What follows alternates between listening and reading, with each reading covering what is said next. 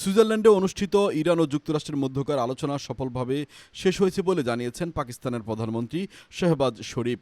সামাজিক যোগাযোগ মাধ্যমে দেওয়া এক পোস্টে তিনি বলেন, আলোচনাগুলো ইতিবাচক ও গঠনমূলক পরিবেশে অনুষ্ঠিত হয়েছে এবং এতে উৎসাহব্যঞ্জক অগ্রগতি হয়েছে, এমনটি প্রকাশ করেছেন আল জাজিরা।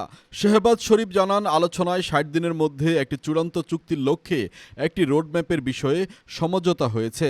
পাশাপাশি রাজনৈতিক তদারকির জন্য একটি উচ্চ পর্যায়ের কমিটি গঠনের সিদ্ধান্ত নেওয়া হয়েছে এবং আরও কারিগরি পর্যায়ের আলোচনা শুরুর বিষয়ে একমত হয়েছে সংশ্লিষ্টরা। তিনি আরও বলেন, শান্তিপূর্ণ ও দীর্ঘস্থায়ী সমাধানের লক্ষ্যে সংলাপ ও কূটনৈতিক প্রচেষ্টা এগিয়ে নিতে পাকিস্তান তার সৎ ও আন্তরিক ভূমিকা অব্যাহত রাখবে। এর আগে সুইজারল্যান্ডের এই আলোচনাকে একটি ঐতিহাসিক বৈঠক বলে অভিহিত করেছেন যুক্তরাষ্ট্রের ভাইস প্রেসিডেন্ট জেডি ভেন্স।